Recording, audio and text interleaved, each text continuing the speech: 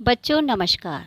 बच्चों आज की वीडियो में हम देखने वाले हैं कक्षा 8 विषय हिंदी मंजरी से पाठ 6 बिहारी के दोहे। तो इस पाठ का आज हम देखेंगे प्रश्न अभ्यास। तो सबसे पहला प्रश्न हम देखते हैं कि धतूरे की अपेक्षा सोने को अधिक मादक क्यों कहा गया है। तो उत्तर में इसमें आपको देखना है, मनुष्य जितना पागल धतूरे को खाने से होता है उससे 100 गुना अधिक पागल सोने अर्थात स्वर्ण को केवल पाने से हो जाता है, यानी स्वर्ण को प्राप्त करने से हो जाता है। अतः सोने में अधिक मादकता होती है। इसमें प्रश्न नंबर 2 देखिए, नीति के दोहों में कोई ना कोई मूल्य छिपा होता है। जैसे पहले दोहे में व्यक्ति अपने गुणों से बड़ा होता है से संबंधित मूल्य है। इसी प्रकार निम्नलिखित मूल्यों से संबंधित दोहों को लिखिए। तो इसमें पहला है, दिखावा करने से बड़प्पन नहीं आता। तो इसके लिए हम दोहा देखेंगे, बड़े न होजे गुणन बिन विरद बड़ाई पाए, कहत धतूरे सो कनक गहनो गढ़ियो न जाए।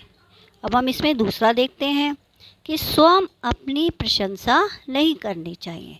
तो इसके लिए हम दोहा देखेंगे, ओछे बड़े न होए सके लगो सतर हुए गैन, दीरग होए न नय कहूँ फार निहारे नैन। अब हम तीसरी पंक्ति देखते हैं, जिस वस्तु से हमारा कार्य सिद्ध हो वही महत्वपूर्ण है। तो इसके लिए हम दोहा देखेंगे, अति अगार अति औध्रो नदी कूप सर बाए, सोता को सागर जहाँ जाकी प्यास बुझाए। अब देखिए अगला, गुण सौंदर्य से अधिक महत्वपूर्ण है।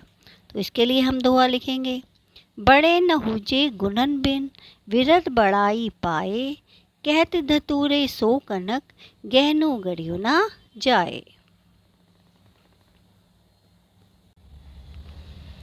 अब हम देखते हैं इस पाठ के कविता से प्रश्न। तो इसमें पहला प्रश्न है कि नाम बड़ा होने से कोई बड़ा नहीं हो सकता। इस कथन की पुष्टि के लिए कवि ने कौन सा उदाहरण दिया है। तो उत्तर में देखिएगा, धतूरे को कनक यानी सोना कहने से वह बड़ा नहीं हो जाता, क्योंकि धतूरा जो होता है वो खाने वाला होता है, क्योंकि उससे गहने नहीं बनाए जा सकते।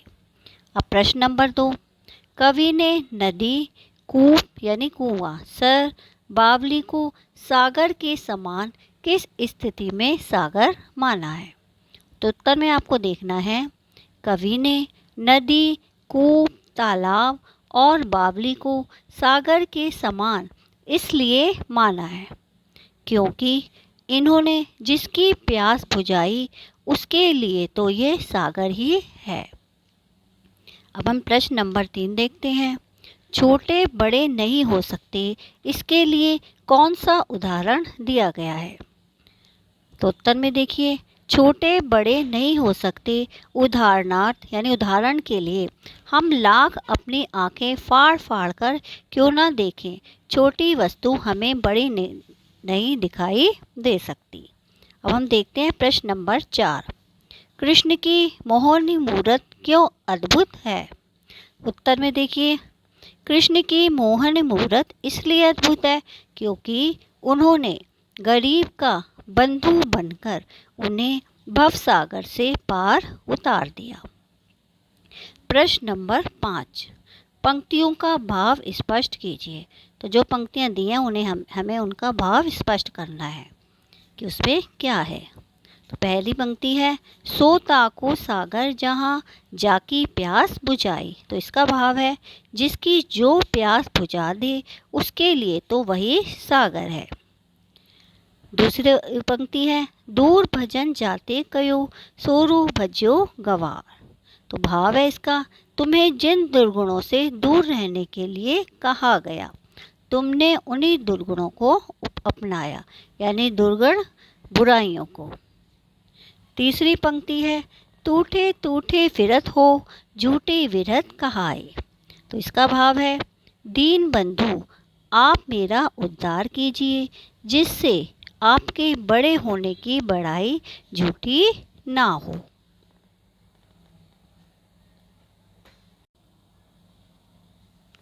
अब हम भाषा की बात का अभ्यास कार्य देखते हैं।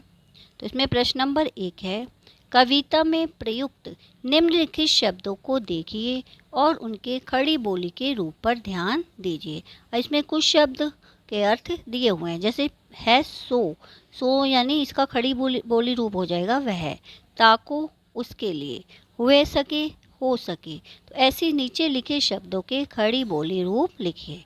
तो इसमें शब्द हैं तऊ, ताते, जाते, कहियो।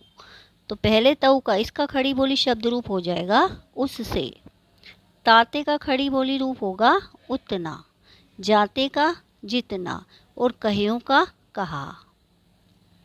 अब प्रश्न नंबर 2 देखिए, कविता में जहाँ एक ही शब्द 2 या 2 से अधिक बार आए और उसका अर्थ भिन्न भिन्न हो यानी अलग अलग हो, तो वहाँ यमक अलंकार होता है। तो नीचे लिखी पंक्तियों में कौन सा अलंकार है और क्यों? तो पहली पंक्ति है, भजन कयो ताते भजियो, भजो न एको बार। दूर भजन जाते कयो, सो तो भजियो गवार।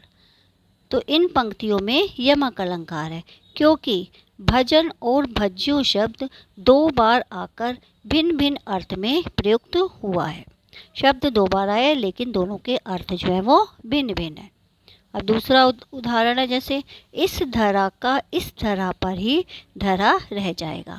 अब इस शब्द में धरा शब्द देखिएगा, तो इस धरा का इस धरा पर, तो यानी इस धरा का पहली धरा जो है, इस धरा का अर्थ है पृथ्वी, और धरा रह जाएगा, धरा यानी यहीं पर रह जाएगा। तो फिर तीसरा उदाहरण है, काली घटा का घमंड घटा। अब इसमें भी घटा शब्द जो है वो 2 बार आया है। तो पहली घटा का काली घटा हो गई जो बादलों में काली घटाएं छाटती हैं, और दूसरे का हो गया घमंड घटा यानी घमंड का कम होना, घटना। तो शब्द एक ही है, 2 बार प्रयुक्त हुआ है, लेकिन इनका अर्थ जो है वो भिन्न भिन्न है, तो इसलिए यहाँ पर यमक अलंकार है। तो उम्मीद करती हूँ वीडियो आपको पसंद आएगी। ये वीडियो मैं यहीं समाप्त करती हूँ। अगली वीडियो में हम जल्दी ही मिलेंगे, तब तक के लिए नमस्कार।